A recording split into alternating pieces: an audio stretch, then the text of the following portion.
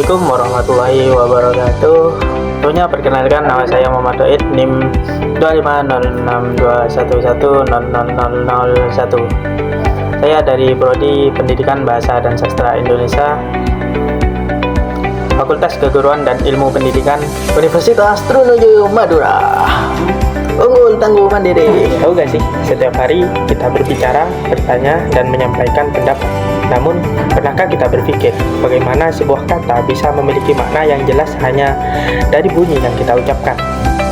Ternyata, dalam ilmu fonologi, bunyi bahasa tidak hanya berupa huruf atau suara biasa, tetapi juga melibatkan intonasi, tekanan, dan jeda. Pada video kali ini, saya akan membahas materi tentang bunyi segmental dan suprasegmental. Sebelum kita masuk ke bunyi segmental dan suprasegmental, kita harus tahu dulu bunyi bahasa itu apa. Bunyi bahasa adalah suara yang dihasilkan oleh alat ucap manusia dan digunakan untuk berkomunikasi. Bunyi ini terbentuk dari udara yang keluar dari paru-paru, kemudian melewati pita suara dan alat ucap lainnya seperti lidah, bibir, serta rongga mulut. Selanjutnya kita masuk ke segmental dan suprasegmental.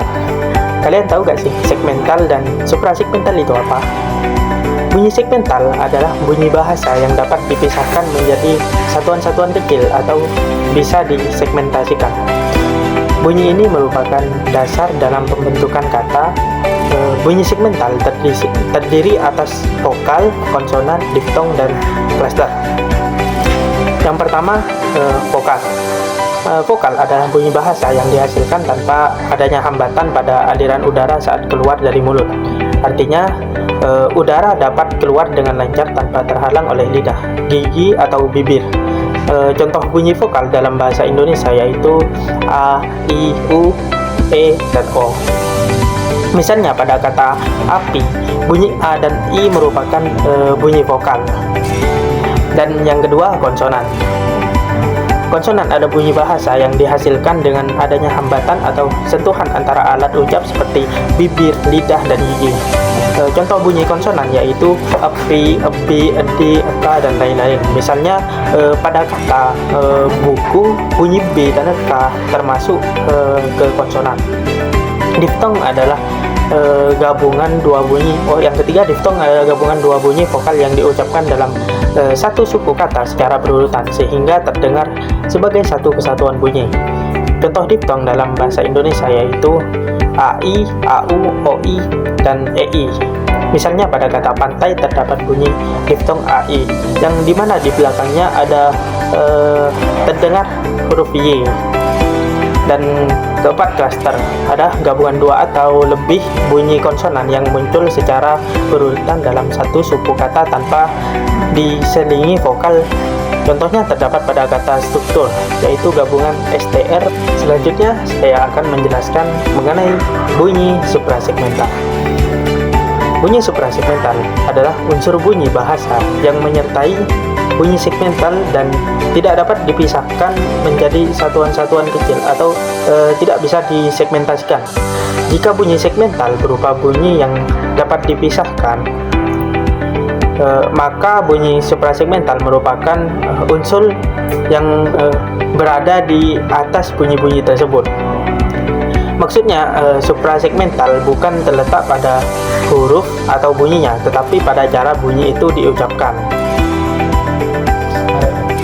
Unsur suprasegmental meliputi intonasi, nada, tekanan, jeda, dan durasi. Yang pertama itu intonasi.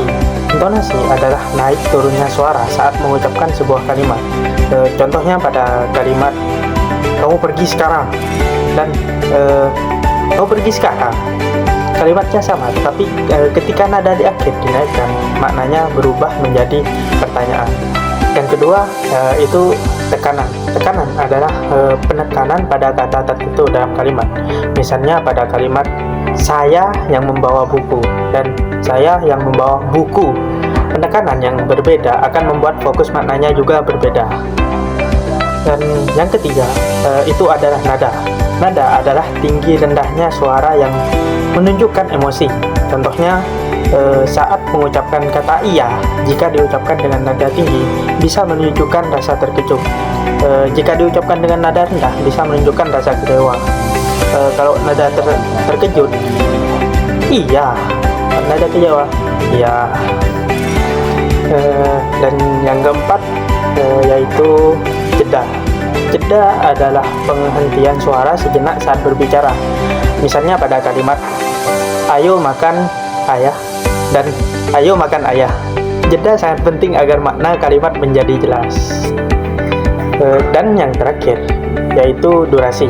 Durasi adalah panjang pendeknya pengucapan suatu bunyi atau kata. Contohnya saat mengucapkan maaf dengan nada panjang yang menunjukkan penyesalan lebih dalam. Mungkin cukup sekian yang bisa saya sampaikan. Kurang lebihnya mohon maaf. Wassalamualaikum warahmatullahi wabarakatuh. Bye bye.